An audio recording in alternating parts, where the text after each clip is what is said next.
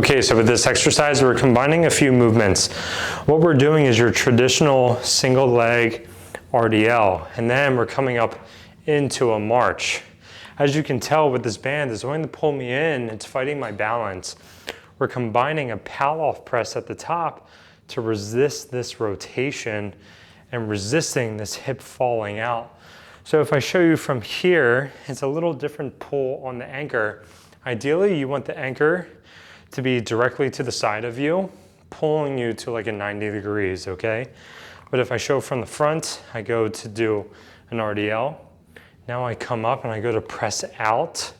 This is going to be really working the outside of my hip and my stance leg.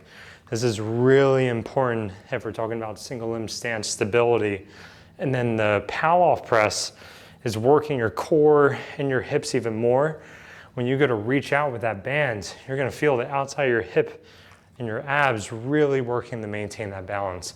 If it's too hard to stand on the outside leg relative to the anchor, you can stand on the inside leg. It's going to be easier and you're gonna feel your adductors helping, but you're also gonna feel the hip too. So this is the regression where you're standing on the leg closer to the anchor, but the goal would be to work towards the opposite side. Got to work on my balance here. You got to work on the side that is further away from the anchor. And the further you reach the band away from you, the harder it's going to be.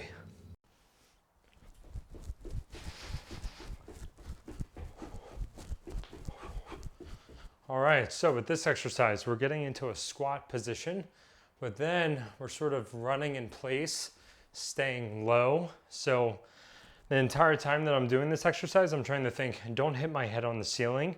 I'm going under and then running in place. I'm staying nice and strong. So from this angle, it's boom, here, here, here.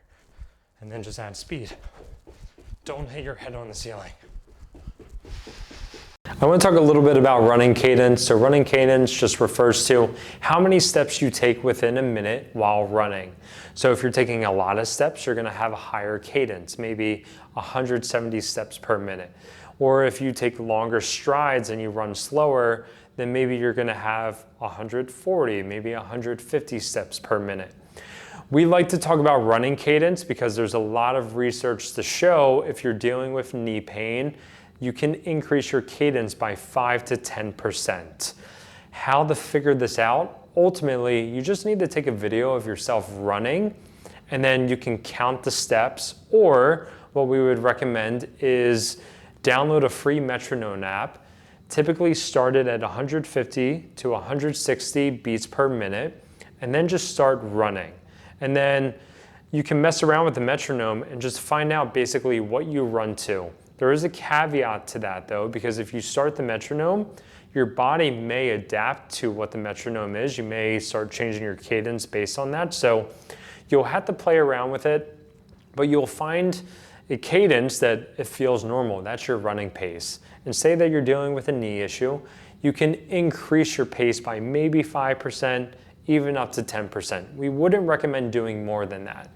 But if you do 5% or 10%, just know when you start, it may feel a little bit more taxing, may be a little bit harder to keep your pace.